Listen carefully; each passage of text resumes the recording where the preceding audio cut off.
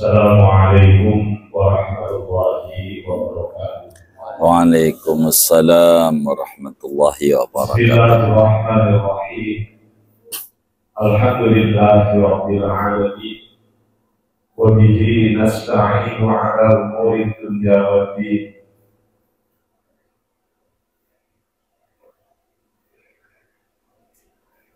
Wassalatu wassalamu ala asyrafil anbiya'i wal mursalin wa ala alihi wa sahbihi ajma'in. Amma ba'du.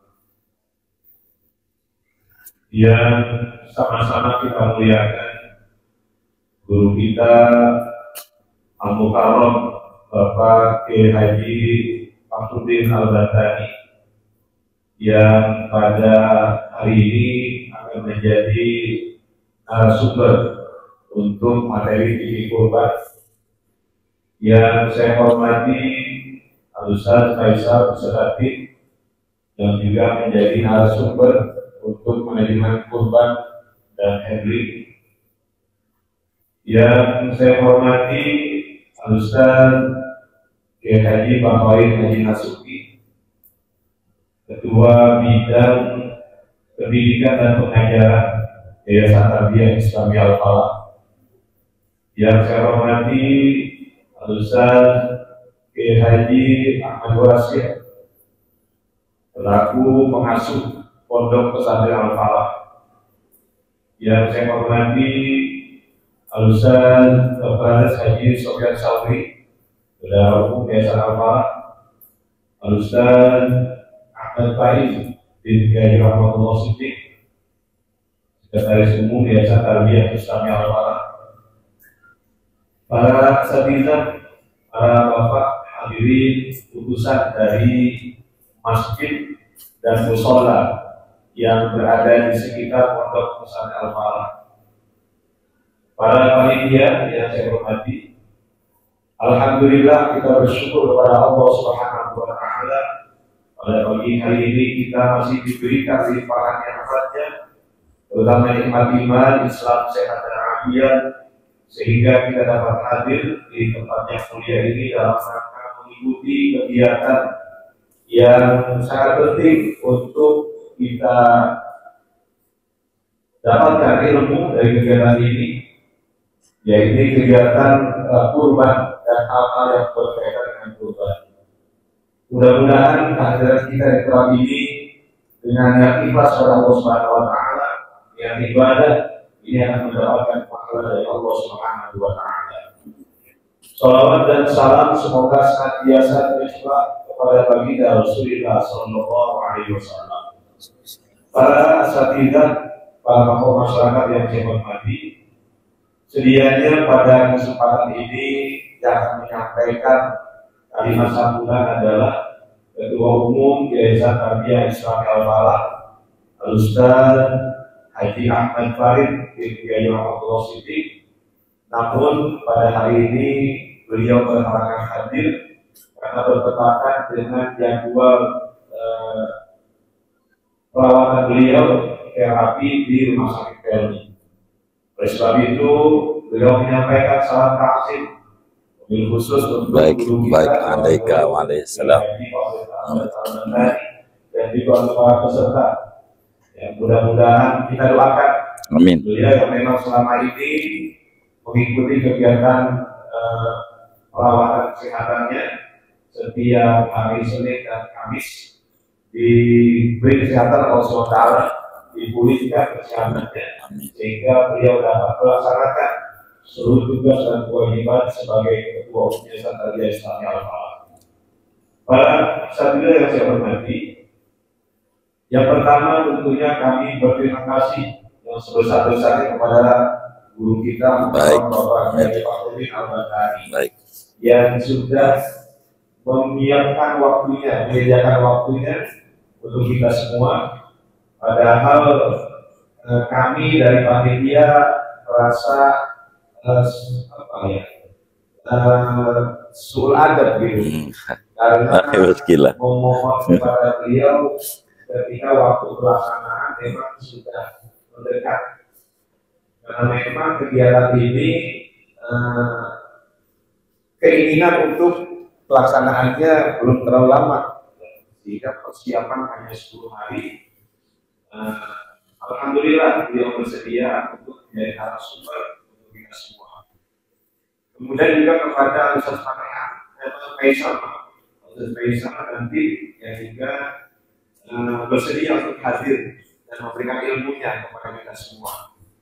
Juga kepada para asatidzah utusan dari Masjid dan Mushola yang memenuhi undangan kami, ya sebetulnya harapan kami yang hadir melebihi dari jumlah yang ada pada saat ini, ya mungkin karena pelaksanaannya pada hari kerja, sehingga ada beberapa Masjid dan Mushola yang tidak dapat mengirimkan wakilnya sebagai utusan dari Masjid dan Mushola tersebut.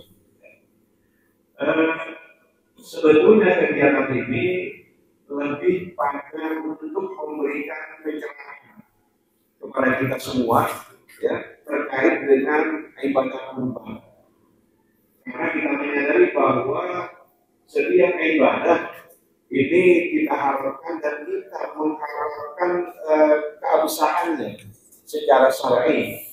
Ya. Apalagi kita ini sebagai panitia kurban mempunyai tanggung jawab besar, ya, untuk meyakinkan kepada orang-orang yang menyerahkan hewan kurbannya itu merupakan amanah, sehingga ketika kita laksanakan kegiatan kurban ini betul-betul sesuai dengan syariat Islam, ya, tuntunan dari ulama kita khususnya dalam mazhab Syafi'i. Kami dari bidang litbang, ya, melihat bahwa ada beberapa persoalan yang selama ini selalu dimunculkan pada saat menjelang Idul Kurban. Ya, banyak masalah, Bang, ya. Seperti siapa sih yang sah untuk berkurban, yang dibolehkan, dan siapa yang tidak. Ya. Lalu bagaimana distribusi daging kurban dan yang lainnya. Kemudian dari banyak hal, dari segi hukum ini perlu pencerahan, sehingga ketika kita sebagai panitia menerima apa ini dapat kita laksanakan dengan sebaik-baiknya, sehingga insya Allah amal mereka dalam bentuk hewan kurban dapat kita laksanakan, dan itu menjadi satu ibadah yang sah dan yang Allah SWT. Amin. Saya kira ini yang saya sampaikan. Saya semangat mengikuti kegiatan mengenai bikin kurban dan manajemen kurban dan handling. Mudah-mudahan Allah SWT memberikan kemudahan kepada kita semua untuk dapat memahami apa yang nanti disampaikan oleh narasumber dan kita amalkan, kita terapkan dalam pelaksanaan kurban di mushola dan masjid masing-masing. Dan tentunya kami mohon partisipasi aktif para hadirin, para asatidzah, ya, dalam bentuk tanya jawab, sehingga nanti semua persoalan yang terkait dengan kurban ini bisa kita tuntaskan pada hari ini dan tidak lagi menjadi bahan pertanyaan pada waktu yang akan datang. Demikian, mohon maaf bila dalam penyelenggaraan ini mungkin banyak kekurangan, ya, baik dari penyambutan yang mungkin kurang mohon dimaafkan, begitupun penempatan dan juga konsumsi, ya, yang tidak saudara-saudara kami dari panitia mohon dibukakan di rumah yang seluas-luasnya. Demikian, wassalamualaikum warahmatullahi wabarakatuh.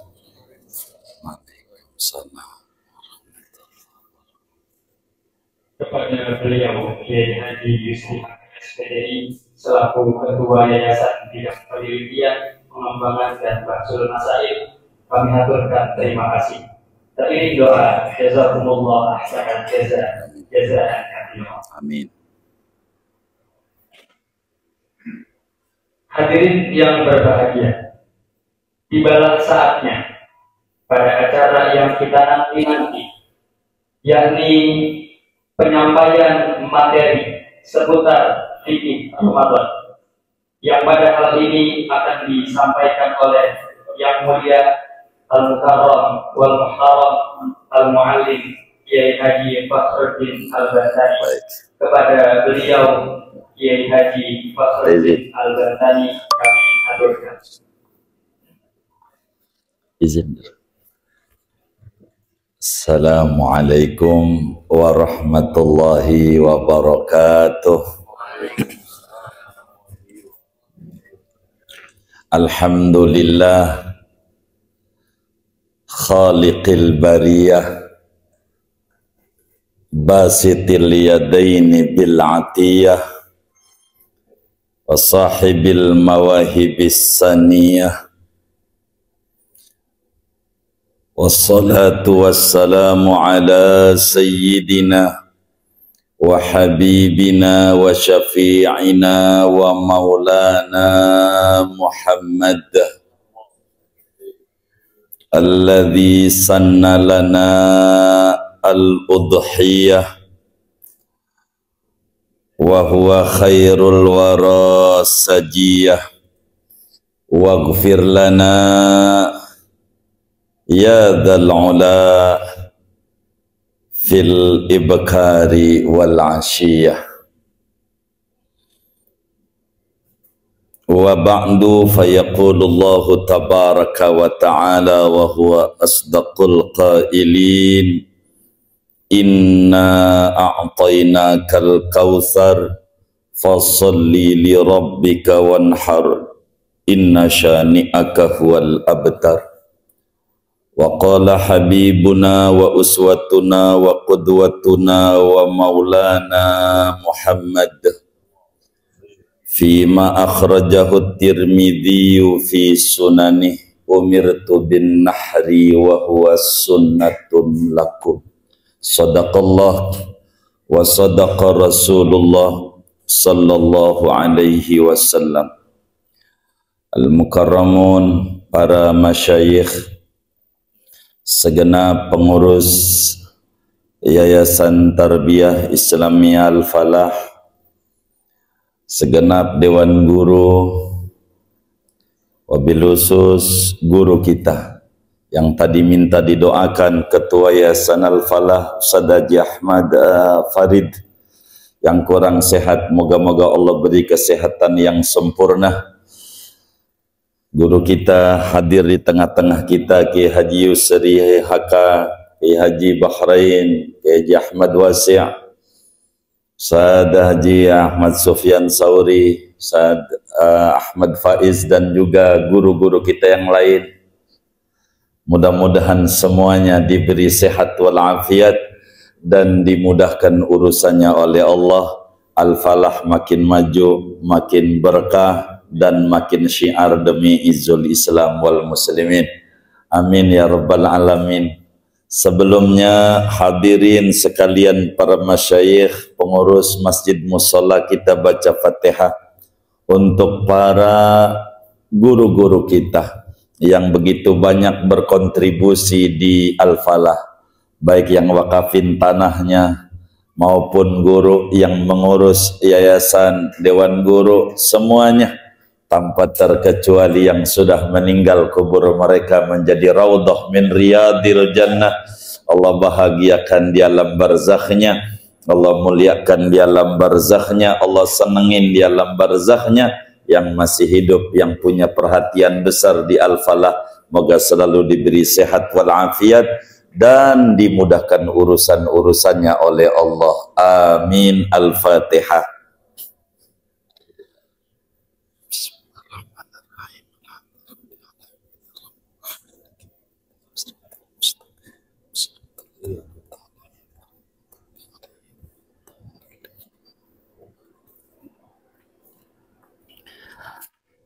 Hadirin sekalian, biikhtisaril kalam, pagi ini sesuai dengan arahan daripada Litbang Al-Falah, kita akan mengkaji tentang fikih kurban.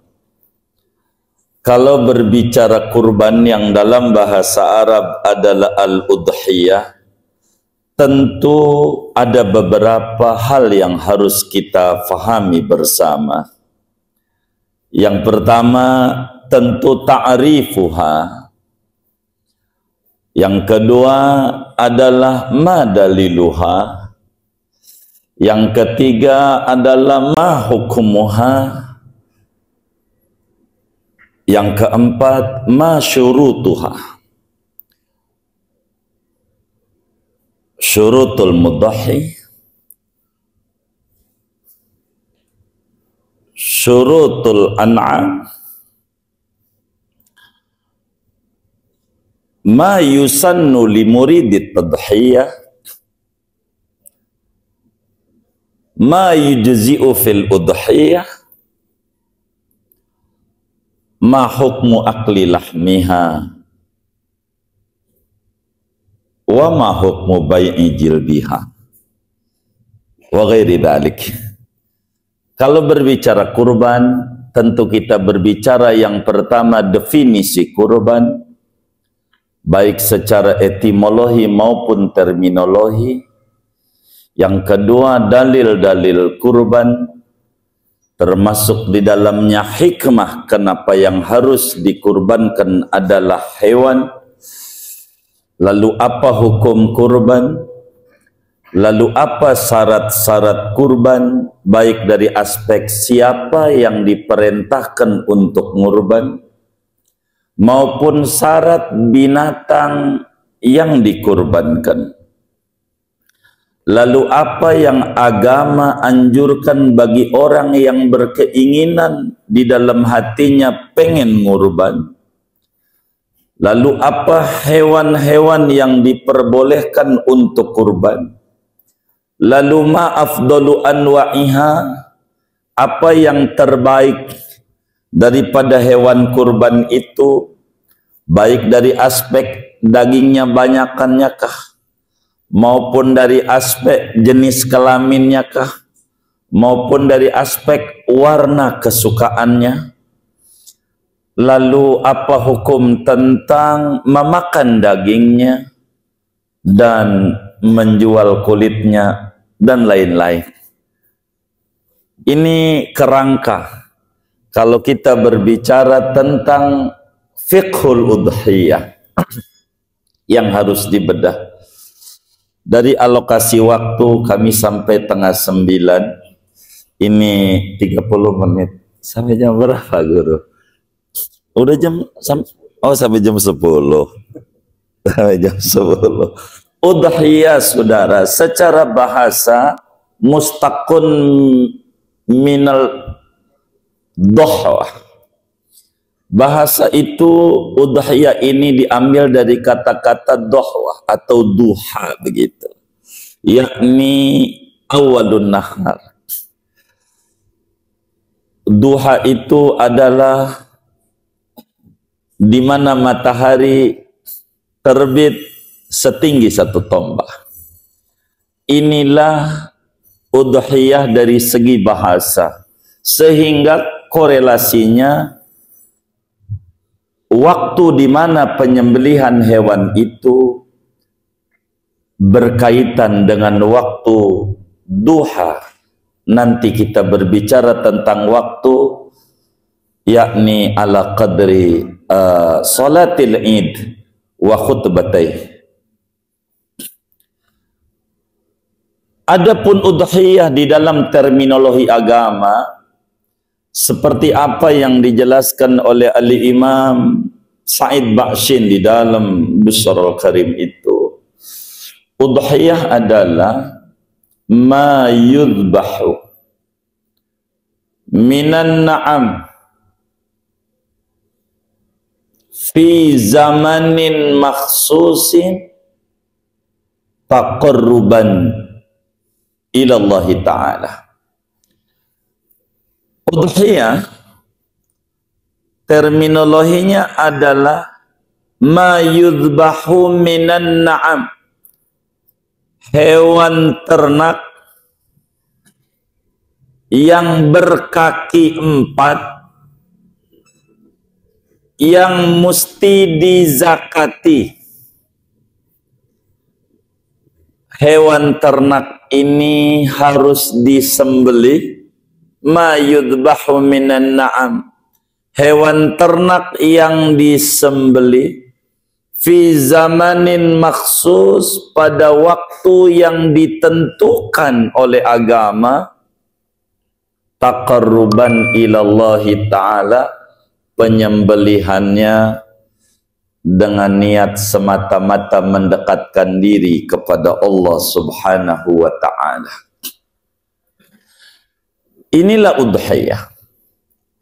Sehingga dari sini saudara timbul pertanyaan, karena sekarang ini lagi ada kebanjiran seumpama seperti longsor di Sumatera Barat, apakah uangnya saja 35 juta kita bagikan dengan niat kurban, lalu jadikah itu sebagai kurban berbentuk qimah duitnya karena sekarang lagi longsor di Sumatera Barat umpamanya? Maka dari sini kita bisa pahami ketika agama sudah bilang ma yudbahu, hewan yang disembelih, maka tentu ketika itu sudah bentuknya bukan hewan dan juga tidak disembelih, begitu, maka tentu tidak jadi kurban. Namanya sedekah tentu. Jadi saja sedekah, tapi tidak jadi kurban. Karena tidak mayudbahu. Ini qaid, karena ta'rif harus jami' mani' di dalam sebuah ta'rif. Kenapa harus kita qaidkan dengan binatang ternak berkaki 4 dan bisa dizakati? Karena di Indonesia itu biar piara ayam namanya ternak juga, begitu. Dalam bahasa kita ini umumnya, kalau udah ngomongin binatang ternak, padahal di dalam bahasa Arab kalau udah ngomong an'am, seperti pada surat Al-Hajj, min bahimatil an'am, mufassir besar dari kalangan sahabat Ibnu Abbas menjelaskan seperti Imam Qurtubi tuliskan di dalam Jami' li Ahkamil Quran, yang namanya bahimatul an'am hiyal ibil wal baqar wal ghanam.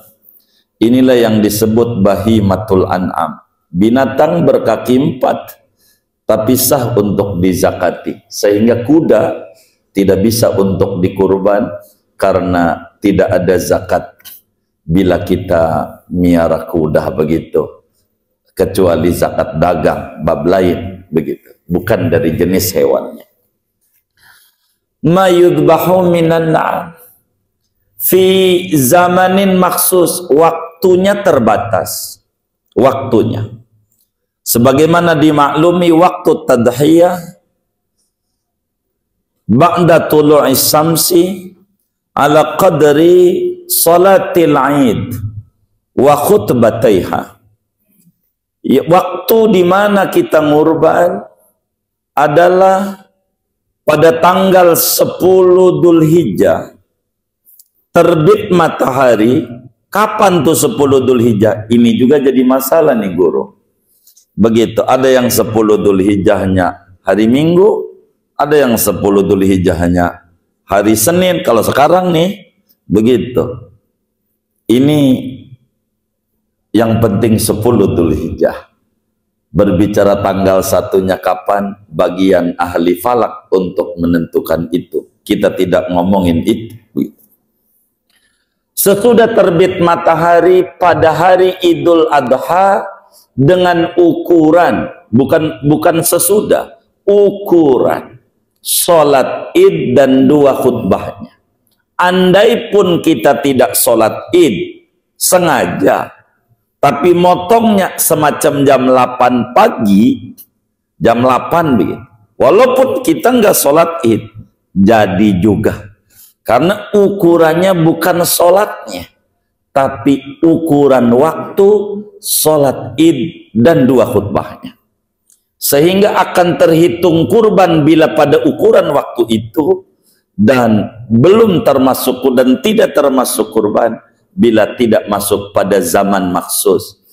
Dan waktu ini panjang sampai tanggal 13 daripada bulan Dzulhijjah, yakni 4 hari lah, sampai menjelang maghrib. Bila sudah maghrib sudah tidak bisa, sehingga tidak boleh kita muncul pertanyaan, bagaimana kalau belum akikah, nih ngurban bagaimana? Maka pertanyaan ini kita tinggal jawab, nanyanya kapan? Sudah di Idul Adha yang 4 hari inikah? Apa belum? Bila belum, suruh dia akikah, nanti Idul Adha kurban juga. Begitu. Bila kemudian nanyanya adalah di Idul Adha, kurban aja dulu. Waktunya sempit karena 4 hari ini. Dan akikah dia masih ada waktu besok. Atau bisa saja dia digabung. Nanti pada paparan lanjutan kita berbicara hukmul jam'i bainal udhiyah wal aqiqah inda Syafi'iyah. Taqarruban ilallahi ta'ala, tentu niatnya semata-mata ibadah, tidak ada niatan dagang.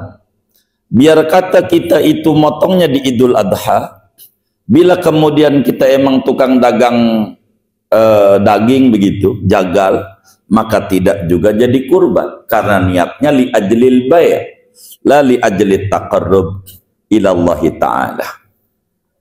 Tentu bisyurutin maksusatin, dengan aturan-aturan ketentuan yang akan diatur di bawah.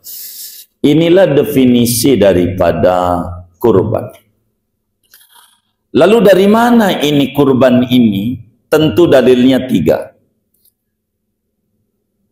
Quran, hadis, dan ijma'. Dalam Al-Quran kita maklumi bersama pada surat Al-Kautsar, inna a'tainakal kautsar fasalli li rabbika wanhar inna syani'aka huwal abtar. Dari tafsir yang banyak, Al-Kautsar ini di antara tafsirnya kita maklumi bersama bahwa Al-Kautsar naharun fil jannah, sungai yang di surga punya Rasulullah. Doa Al-Kautsar itu maknanya anak cucunya Nabi banyak.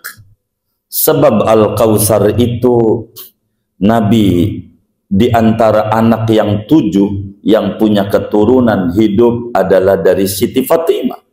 Dari Siti Fatimah yang punya keturunan hidup dari Hasan dan Husain. Dan dari Imam Husain semuanya pada wafat. Hanya satu yang hidup. Kasus Karbala hanya Sayyid Zainal Ali Zainal Abidin. Yang lain semuanya terbunuh. Sementara dari Sayyidina Hasan 2 yang hidup, Hasan al-Musanna dan Zaid al-Ablaj. Dari 3 ini disebut inna a'tainakal kautsar. Ku berikan engkau anak keturunan yang banyak. Ini tafsir yang lain dan ini bukan kajian kita. Yang ketiga kita maklumi bersama dan ini ditulis oleh Departemen Agama, Al-Kautsar adalah an-ni'amal katsirah, nikmat-nikmat yang banyak. Bila ini maknanya Al-Kautsar an-ni'amal katsirah, maka tentu khitab bukan pada Habibuna Muhammad saja, tapi juga bagi umatnya. Kalau berbicara ke sini, fasolli li rabbika wanhar, dimaklumi satu tafsirannya seperti apa yang dijelaskan juga oleh Syekh Nawawi Al-Bantani di dalam Mirah Al-Labid atau tafsir Munirnya, adalah fasolli salatul Aid, wanhar adalah kurban. Dari sinilah di antara dalil tentang kurban. Adapun hadis banyak.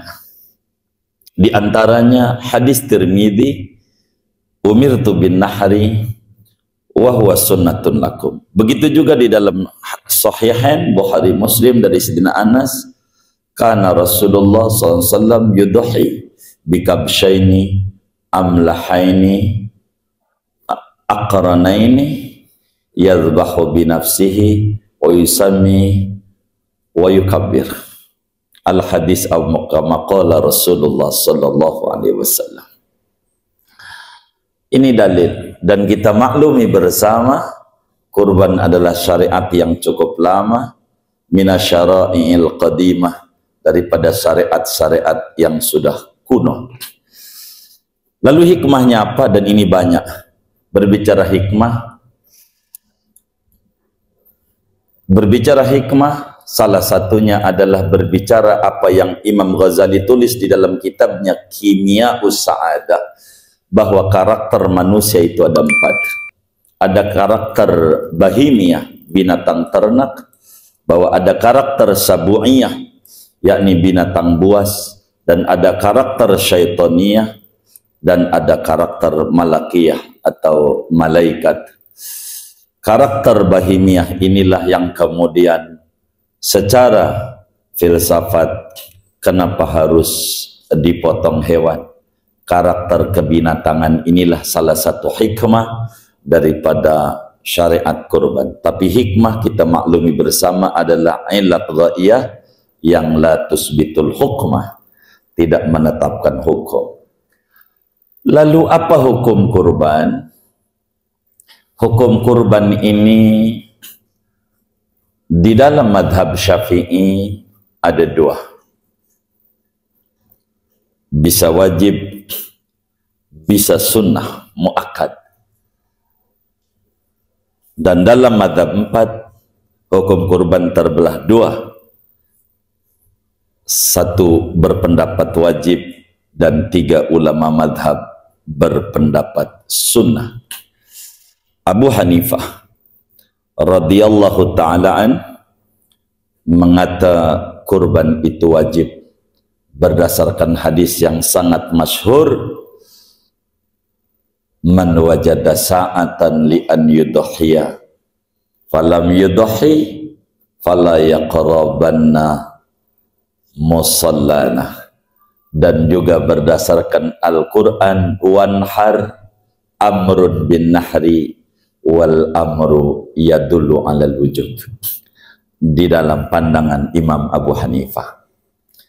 Tapi madhab yang 3 termasuk madhab kita Syafi'i, kurban adalah sunnat hukumnya, dan sunnatnya sunnatun muakkadatun. Dijelaskan di dalam Fathul Qarib, wahiyya sunnatun muakkadatun. Kenapa ini ada muakkad? Di dalam kaidah madhab Syafi'i itu al-khuruj minal khilaf mustahabun, keluar daripada perselisihan ulama itu juga sunnat untuk diambil. Jadi sunnatun begitu, sehingga sunnatun muakkadatun, pakai taukid, sunnatun muakkadatun. Dari mana ulama madhab Syafi'i mengata kurban ini sunnat? Dari wanhar, fasalli li rabbika wanhar.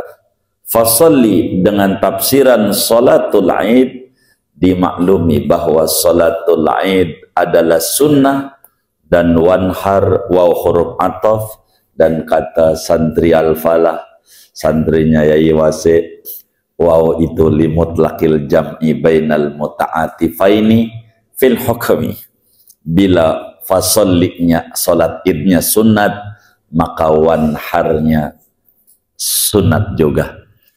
Di samping di dalam hadis Bukhari kata Nabi, idza arada ahadukum idza dakhala al-ushru min dzilhijjah wa arada ahadukum an yudhiya fala ya'khudhanna min sya'rihi wa adfarihi syai'an. Bila mana 10 pertama Dzulhijjah sudah masuk dan kepingin seorang kamu ngurban, jangan potong kuku, jangan potong rambut, hatta yudhiya, sampai hewan kurbannya disembelih. Kata ulama Syafi'iyah, ketika Rasulullah SAW mentaklikkan udhiyah dengan iradah, kepengen, kalimat kepengen itu bukan wajib. Kepengen itu artinya sunnah. Sehingga di dalam madhab Syafi'i, kurban ini asal hukumnya sunnah muakkad. Muakkad. Dan bisa wajib. 2. Bisa wajib. bisa bita'yin, dan bisa saja nadar. Ini dijelaskan juga di dalam Busyrul Karim, dan juga ulama Nusantara Al-Imam Mahfud At-Tirmasi di dalam Manhalul Amim mensyarahi Manhajul Qawim Ibnu Hajar Al-Haytami. Sehingga bila kemudian orang itu nadar, faktor X inilah nadar ini yang menyebabkan kurban jadi wajib. Dan kedua, bila ta'yin, saya jadikan ini hewan, kambing ini untuk kurban. Itu di dalam madhab Syafi'i yang mu'tamad, itu menjadi wajib adanya. Timbul persoalan hadirin, bagaimana bila orang awam bilang saya mau beli kambing kurban, atau ditanya kambing apa bang, dijawab kambing kurban. Apakah ini kategorinya ta'yin yang menjadi wajib ataukah tidak? Pada bagian ini ulama-ulama Syafi'iyah berbeda-beda pandangan. Kebanyakan menjadi wajib adanya. Tapi Imam Salim Al-Basri di dalam Hasyiah Minhajut Talibin menyatakan bagi orang awam itu tidak jadi nadar. Sebagai ikhbar, ketika ditanya itu kambing apa? Kambing kurban. Coba aja Anda tanya lagi, kurban wajib, kurban sunat, pasti dia bakal jawab juga kurban sunat. Dan ini bagi kami sebagai thalabah Syafi'iyah mengikuti pendapat Imam Salim Al-Basri. Imam Ujairimi di dalam kitabnya At-Tajrid li Naf'il Abid atau hasyiah daripada Manhajut Tullab Fathul Wahhab menukilkan pendapat ini, dan kami mengikuti meski ini adalah qaul dhaif. Kasihan orang awam, pengen dia ngurban kagak bisa makan juga. Yang penting ada payung hukumnya di akhiratnya, ada yainya. Dengan ngomong begitu enggak ngerti dia kalau itu nadar, karena bahasa ja'ala dalam bahasa Arab maknanya ta'yin, tapi dalam bahasa Indonesia belum tentu juga. Seperti dalam keributan pada bab nikah, saya terima nikahnya, enggak usah pakai nyak. Nyak itu huwa. Huanya kemana? Padahal ini nyak ini namanya bahasa pemanis bahasa, imbuhan kata. Biasa orang Sunda minum tehnya teh orang gitu, minum teh tuh nggak enak. Jadi kalimatnya ini pemanis bahasa, dan itu biasa dalam dunia lughat. Tidak mengapa, nggak perlu dihilangkan saya terima nikahnya dan kawinnya, nyak nggak arti huwa, enggak. Bahasa yang luas jangan dipersempit menjadi kaku adanya, guru. Begitu. Sehingga dalam madhab Syafi'i, kurban itu adalah sunnah muakkad. Yang ketiga, yang keempat, syurut. Setelah kita mengetahui ta'arif, kedua, setelah kita mengetahui tentang dalil, ketiga, kita mengerti tentang hukum kurban, keempat tentang syurutul udhiyah, syarat-syarat kurban. Kalau syarat-syarat kurban ada di dalamnya syurutul mudhahi, syarat-syarat pengurban. Artinya manil ma'mur bin nahri. Ketika Allah Subhanahu wa ta'ala menyatakan inna a'tainakal kautsar fasholli li rabbika wanhar, dan ngurbanlah Anda. Andanya ini siapa? Sehingga siapa yang disuruh untuk kurban? Apa syarat-syarat pengurban? Maka dijelaskan ada 4 persyaratan syurutul mudhahi arba'ah. Syarat-syarat pengurban ada 4. Yang pertama, muslim. Yang kurban adalah beragama Islam. Sebab kurban adalah ibadah, dan ibadah butuh nanti kepada niat. Orang non muslim bukan ahli niat. Sehingga bila non-muslim mengurban, kurbannya tidak sah, tapi jatuh sebagai sedekah. Ambil saja. Kalau sampai ada yang ngasih, ambil aja. Enggak apa-apa. Begitu. Boleh, tapi kurbannya tidak jadi. Karena bukan muslim. Yang kedua, al-mukallaf. Al-mukallaf. Aqil baligh. Bila bocah tentu tidak disuruh ngurban. Bukan bermakna tidak sah, bukan. Tapi tidak diperintahkan anak kecil untuk ngurban. Kenapa? Tidak punya uang. Bocah. Kalau diperintahkan repot. Rufi al-qalaman salasa. Begitu. Termasuk juga orang gila tentu. Ini aqil baligh. Orangnya. Inilah yang diperintahkan ngurban yang kedua. Ketiga, al-mustati'. Yang memiliki kemampuan untuk kurban. Ada kemampuan. Karena kurban ini adalah ibadah maliyah. Ibadah berkaitan dengan harta. Saya sama seperti haji. Maka istita'ah, maka menjadi aturan di dalam kurban. Sebagaimana istita'ah, aturan di dalam haji. Begitu di dalam madhab Syafi'i, saudara. Maqadrul istita'ah. Mampu. Ukuran mampu ini berapa? Ketika ditanya ukuran mampu, hadirin sekalian, maka ulama berbeda-beda pandangan berbicara ukuran mampu. Ulama madhab sebelum berbicara madhab Syafi'i.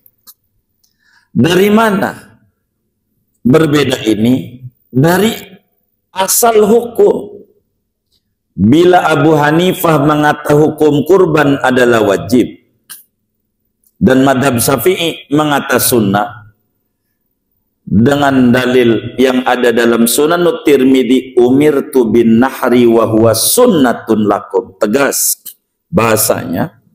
Tapi Abu Hanifah menggunakan hadis man wajada sa'atan li an yudhhiya falam yudhhi fala yaqrabanna musallana. Maka ini dalalahnya wajib, begitu.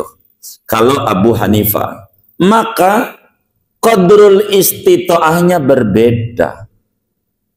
Bila ulama yang mengatakan wajib, maka ukuran mampu itu man malaka nisaban.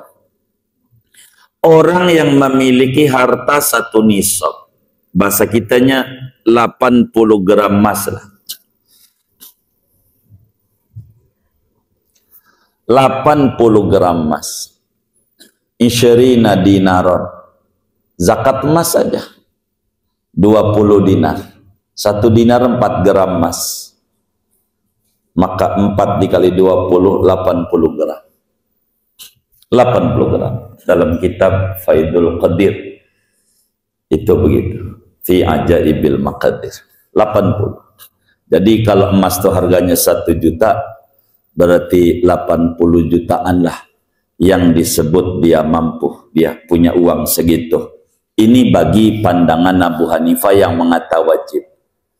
Bagi dalam madhab kita Syafi'i, yang disebut mampu itu siapa yang disuruh sunnah mu'akkad ngurban? Maka dijelaskan man malaka malan ala qadri arba'ati ayyam. Yang disebut mampu itu orang yang memiliki harta seukuran biaya hidup 4 hari, yakni hari Idul Adha dan 3 hari tasyrik. 3 hari tasyrik. Ini memiliki ini. Bila dia punya anak istri, tentu yang keempat syaratnya wafadulah an nafaqati ayadihi. Lebih daripada biaya hidup istrinya. dan anaknya selama 4 hari. Gambarannya hadirin sekalian yang mulia, berbicara kurban ini seumpama sekarang ini adalah Idul Adha atau besok Idul Adha, maka kita punya uang 10 juta, umpama punya uang di kantong kita 10 juta, kita potong buat beli kambing. Berapa itu kambing kira-kira ya sekarang ya? 4 juta. Baik, 4 juta. Sisa 6 juta. Tuh 6 juta tuh buat jajan bini kita 4 hari. Cukup nggak kira-kira? Ini yang bener nih. 4 hari. Cukup nggak? Nah, ini yang ikut kajian mudzakarah ini. Kalau sampai nggak ngurban, awas ini. Saya tanya sama Yusri ini. Begitu. Bila kita punya uang seukuran biar gampang 6 juta, kalau kambing tuh 4 tuh, maka 2 juta kan cukup 4 hari lah buat bini, malah masih lebih juga itu. Gimana itu? Begitu. Maka dia disuruh di dalam madzhab Syafi'i ngurban. Inilah yang disebut, siapa yang disuruh ngurban? Muslim, berakal, baligh, mampu dan lebih untuk anak bininya. Ukuran 4 hari. Jadi kalau pakai Mizanul Kubra daripada Imam Abdul Wahhab Asy'arani, baina tasydid wa takhfif. Bila Imam Syafi'i ini sunat, ngurban itu dalam pandangan madhab Syafi'i dan 3 madhab yang lainnya Maliki dan Hambali, tapi ukuran yang disuruhnya berat. Berat. Orang 10 juta kudu disuruh ngurban, meski hukum kurbannya ringan, sunnah, begitu. Tapi bila madhab Malik, madhab Abu Hanifah, kurbannya wajib, berat. Tapi aturan siapa yang disuruhnya ringan, karena kudu punya duit 80 juta, 100 juta yang disuruh, yang enggak itu enggak, begitu. Kayak haji begitu. Jadi ini ulama itu luar biasa di dalam memandang satu kajian, berbicara pandangan-pandangannya itu. Jadi inilah al-ma'mur bil udhiyah, orang yang disuruh ngurban muslim, baligh aqil, mustati' dan juga fadilan an-nafaqati ayalihi, kudu lebih daripada nafkah daripada anak istrinya. Ini berbicara syurutul mudhahi, syarat-syarat pengurban. Lalu syarat-syarat kurban. Mahiya syurutul udhiyah. Maka syarat-syarat kurban, kita berbicara pada binatang. Binatang apa yang boleh untuk kurban? Ulama madhab syaratnya ada 4 persyaratan untuk kurban. Yang pertama dari segi binatang, maka binatangnya yang tadi al-an'am, al-ibil, wal baqar, wa kadal jamus, wal ghanam. Unta, sapi di dalamnya ada kebo, dan kambing. Ini saja. Di luar ini tidak sah dalam pandangan madhab 4. Namun adakah madhab lain yang mengizinkan? Tentu ada. Madhab sahabat ghairu mudawanah, tapi ditulis dalam kitab-kitab ulama. Ibnu Abbas menyuruh asal motong ayam jadi ayam, tapi di luar madhab 4 ayam. Tapi bagus, ini madhab diamalkan. Bagi orang miskin, jangan tidak latihan ngurban pakai ayam. Syekh Nawawi Al-Bantani tuliskan di dalam kitabnya Qutul Habibil Gharib, dan beliau menyuruh untuk ikut. Pada pandangan Ibnu Abbas ini, Syekh Nawawi Al-Bantani punya guru namanya Syed Ahmad bin Abdurrahman An-Nakhrawi dari Mesir. Waktu ke Mesir, beliau punya guru Imam Bajuri. Bajuri punya guru Al-Fudali. Al-Fudali dakwah kemana-mana di Mesir. Al-Fudali itu yang punya kitab apa itu Kifayatul Awam, tauhidnya itu. Guru Al-Bajuri itu menyuruh katim Syekh Nawawi, fayam bagi lil fakiri takliduh, di dalam Qutul Habibil Gharib. Orang miskin yang nggak mampu kambing, udah taklid aja sama Ibnu Abbas, motong ayam hidup, kalau bisa ayam pelung burung, lebih mahal dari kambing ya, begitu. Ayam niatkan dan potong dengan niat, hadhihi udhiyati, Allah mafataqabbal minni kama qabiltaha min Sayyidina Muhammad wa Sayyidina Ibrahim. Ya Allah, ini kurban saya, kelasnya latihan, beri saya kemampuan tahun depan biar sesuai syariat Nabi Muhammad. Begitu. Jangan mentang-mentang tidak ada kambing lalu kemudian tidak buat. La yukallifullahu nafsan illa wus'aha. Bila mampunya di ayam, ayam nggak apa-apa pada kelas latihan. Namun pada madzhab 4 tidak bisa. La yujzi'u illal ibil wal baqar wal ghanam. Ini dari segi binatang. Ini syaratnya. Syurutul udhiyah. Yang kedua, binatangnya kudu baligh. Kalau binatangnya tidak baligh, maka tidak sah untuk kurban. Bagaimana kadar baligh daripada binatang? Kadar baligh daripada binatang sepakat. Madzhab 4 juga.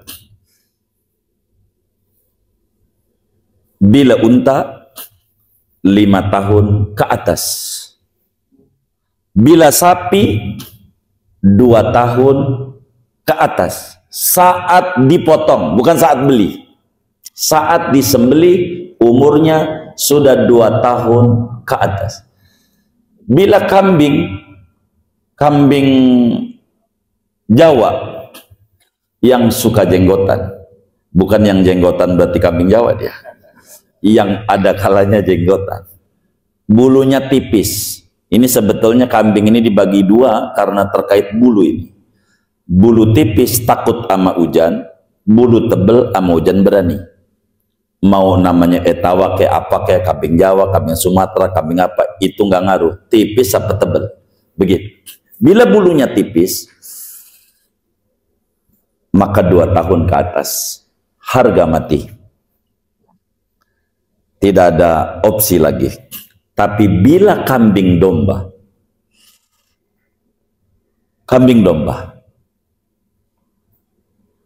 2 opsi. Dari umur 1 tahun ke atas, atau 6 bulan kupak, gigi depannya copot, dengan catatan 6 bulan. Ibarat kita orang laki yang hadir di pesantren Al-Falah ini, ciri balik kita 2. 1 dari sisi umur kita 15 tahun. Umur kita 15 tahun berarti balik. Ini udah 15 tahun belum? Oh belum balik. Begitu, 15 tahun ke atas itu balik. Yang kedua, baru kita 9 tahun umurnya tapi ihtilam. Mimpi bersetubuh, keluar mani. Ini juga balik, meski umur belum nyampe. Tapi ini ihtilam. Maka kambing dengan gigi depannya copot itu kupak, namanya ihtilam. Kalau ibarat perempuan biar gampang menstruasi. Ini balik berarti. Balik. Tapi ada catatannya. Copotnya gigi depan ini umur berapa? Karena ada standar. Kapan datangnya men? Maka datangnya men 9 tahun ke atas. Begitu. Tapi berbicara dengan kupak, harus separuh daripada umur yang ada.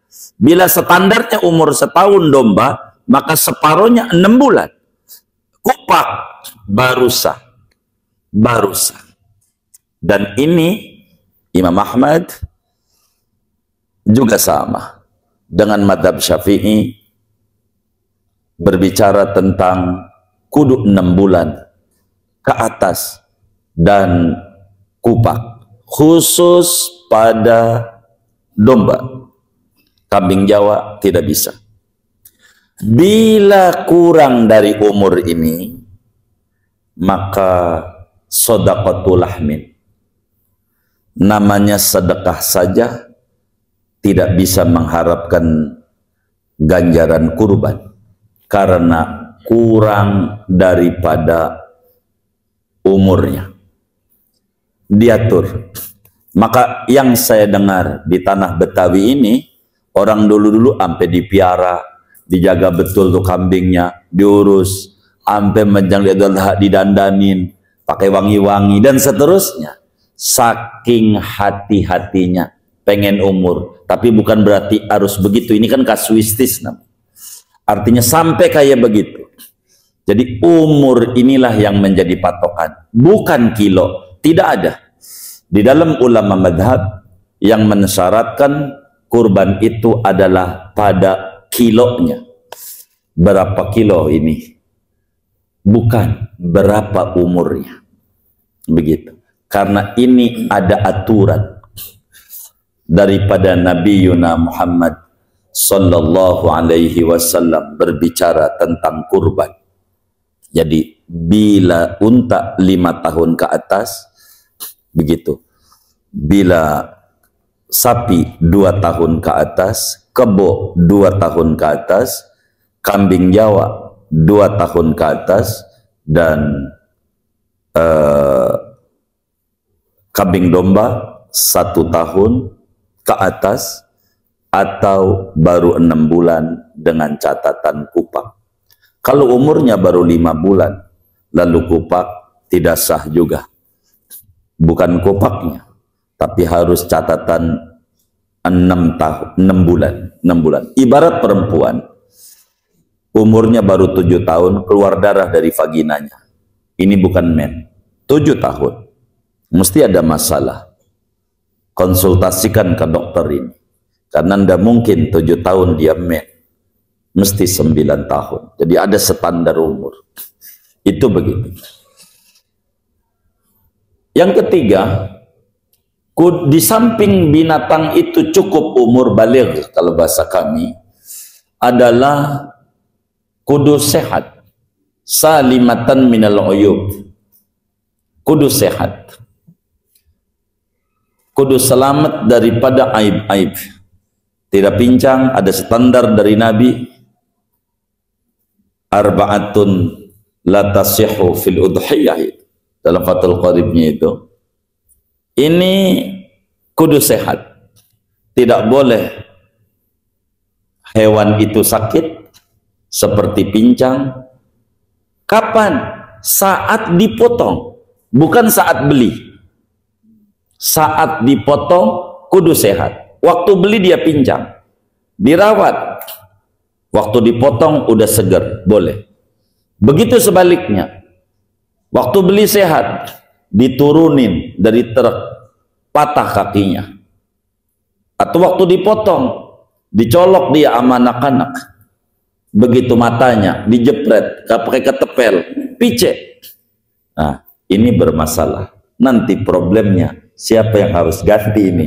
Panitia atau si pengurban? Atau anak kecil yang jepret, sementara anak kecil belum kena hukum. Ini nanti materi tersendiri membedahnya. Sehat, maksud sehat, bila penyakit itu hewan itu kurang sempurna, sehat dan sempurna. Sempurna bila kemudian itu yang kurang adalah biji seperti dikebiri, maka ulama berbeda pandangan. Madzhab Syafi'i enggak apa-apa, sah kurban dengan kebiri meski bijinya hilang, tergantikan hilangnya biji dengan gemuknya badan dan banyaknya daging pada hewan tersebut, sehingga sah ngurban dengan kambing atau sapi yang dikebiri,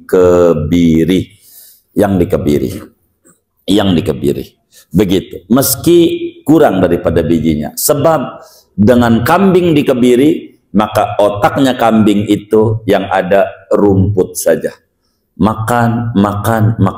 Sahrini lewat aja tidak lirik, tidak, pokoknya kambing rumput. Ini yang menyebabkan kambing itu gemuk, begitu kalau kurangnya biji. Tapi kalau kurangnya yang lain, kupingnya, ini yang kemudian bakal tidak sah, begitu kalau kemudian buntung kupingnya dan seterusnya. Ini syarat daripada binatangnya, tidak boleh. Jadi yang harus kemudian itu sehat dan sempurna. Sehat, tidak penyakitan, tidak pincang, tidak picek, tidak kurus, yang termasuk antrak dan seterusnya, yang mudirrun lillahmi, membahayakan bagi dagingnya untuk dikonsumsi. Ini tidak sah di dalam kurban. Kemudian daripada itu, berbicara tentang kurban ini adalah ma yusannu li muridil udhiyah, apa yang dianjurkan oleh agama bagi orang yang mengurban. Maka yang dianjurkan, yang disunahkan, tidak potong kuku, tidak potong rambut, tidak donor darah, tidak bekam, tidak fasdu, sampai hewan kurban disembelih. Artinya bila disembelihnya tanggal 11, berarti sampai tanggal 11, bukan sampai Idul Kurban, tapi hatta yudhiyah, kita sampai selesai proses pemotongan hewan kurbannya. Tergantung kapan dipotongnya, disitulah bakal hilang daripada kemakruhan. Untuk apa ini? Kata ulama, li syumulil barakah, untuk menyeluruhnya keberkahan yang didapat, wa syumulil fida, daripada hewan kurban yang ada. Kemudian saudara, ma afdalu anwa'iha, apa yang paling bagus bagi kita yang kurban tentang hewan kurban kita. Yang ini ulama bertanya, ketika ditanya yang terbaik hewan kurban itu bagaimana, ketika ditanya itu ulama balik nanya, yang terbaik dari sisi dagingnya kah? Yang terbaik dari sisi gendernya kah? Yang terbaik dari sisi warnanya? Karena bila makom itu tafsil, nggak boleh kita mutlak, dan ini adalah keliru. Itlaqul hukmi fit tafsil khata'un, memutlakkan satu hukum bila mesti harus ditafsil, itu adalah kekeliruan. Maka bila yang ditanya dari segi dagingnya, yang afdol daripada kurban adalah tentu unta. Yang kedua adalah sapi, tentu untuk sendiri. Yang ketiga adalah kambing domba. Keempat adalah kambing Jawa. Dari segi tekstur dagingnya, kelezatannya, ini ditulis di dalam kitab Muqaddimah Hadramiyah, wa afdalu anwa'iha al-badanat summal baqaratu summal jada'atu summal ma'zu summal do'nu summal ma'zu. Yang paling afdal unta, sapi, di sana ada kebo, dan domba, terakhir adalah kambing Jawa. Kedua, dari segi warna, mana yang paling tinggi? Yang paling tinggi adalah warna putih. Kedua, warna kuning. Ketiga, warna merah. Yang keempat, belang. Kelima, hitam. Merah sama putih masih tinggian putih.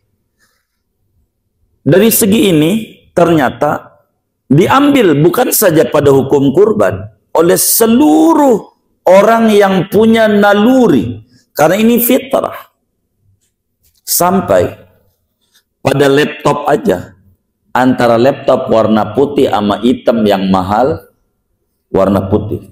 Mobil boleh tanya, antara Fortuner warna putih sama warna hitam mahalan putih. Zaman handphone BB, handphone yang warna putih sama hitam masih mahalan putih. Ini naluri ternyata. Dari segi warna, warna putih itu adalah yang paling tinggi. Yang paling tinggi.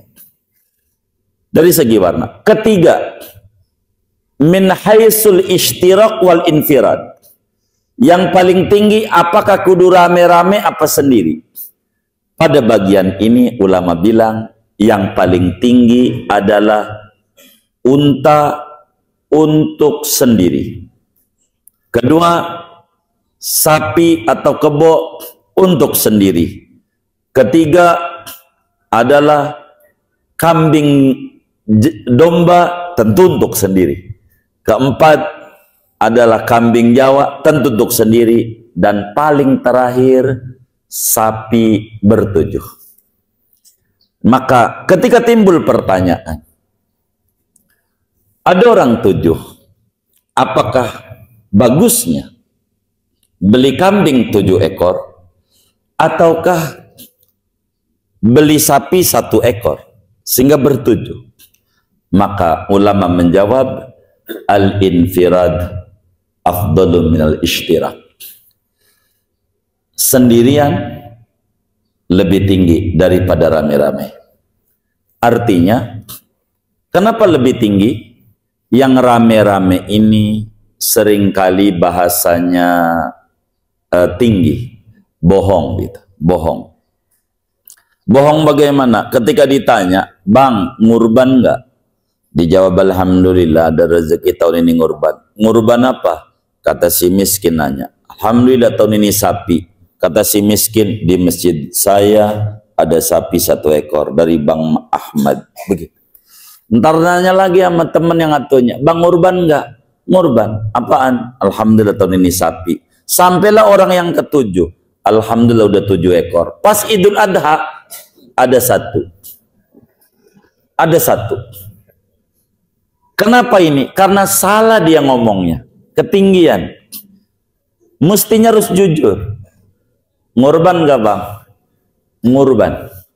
Ngurban apa? 1/7 sapi. Waduh, baru kaki doang. Begitu. Si miskin aja udah ngitung tuh. Baru kaki doang. Kaki kanan atu. Begitu. Kalau sampai ketemu orang 7, 1 ekor. Begitu. Maka infirad, doa khusus, pemotongannya sendiri dan sendiri. Ini lebih enak. Begitu. Istirok kenapa lebih rendah? Karena banyak konflik di dalamnya. Istirok. Salah satunya tadi, 1/7 sapi ngakunya ngurban sapi. Kalau ngurban sapi itu bila 1 ekor sendiri. Baru ngomong ngurban sapi. Tapi kalau 1/7 bilang 1/7. Begitu, 1/7. kambing 7 ekor tentu doanya 7 kali. Potongnya juga 7 kali. Kalau seekor ya doa sekali, ya dipotongnya juga sekali. Problem yang muncul 7 orang ini mintanya beda-beda, guru. Ini yang harus diatur kalau sapi ber7. Mana si A, kata dia, gua yang ngusul masalahnya ini, gua harus minta paha kanan. Si B minta juga paha kiri. Si C minta juga kaki depan. Habis. Maka kalau ber7, tata tertibnya ini harus diatur nih oleh peraturan agar supaya rapi. Kalau ber7 harus musyawarah, dia yang ber7 minta apa? Pala, maka pala itu bagi 7. Rebutan rame-rame. Ini bisa ribut. Nah itulah sendiri lebih enak dibanding ber7. Kurang lebih gitu. Bukan maknanya kami menyuruh saudara semuanya kambing. Itu terserah saudara. Saya hanya menerangkan tentang hukum. Tidak lebih dari itu. Jangan kesinggung kemudian kalau saudara ngumpulin duit, saya sapi ber7. Ini dikata kurang bagus ini saya. Jangan. Ini kan berbicara pilihan dari hukum. Kami hanya menyampaikan dari segi hukum. Begitu. Karena al-infirad khairun minal ishtirak. Sendirian itu lebih tinggi daripada rame-rame. Kalau bahasa kampung, naik mercy sendiri lebih tinggi daripada odong-odong ber7 begitu. Itu begitu. Sulit ngakunya begitu. Cukup kan? Ini belum selesai. Tapi sekelumit ini barangkali daripada kurban yang kita bisa sampaikan dari waktu yang ada, mudah-mudahan bisa difahami. Saya berupaya, saya singkat-singkat, mudah-mudahan ini bisa dimengerti. Hadza minni wallahul muwaffiq ila aqwamit thoriq. Assalamualaikum warahmatullahi wabarakatuh.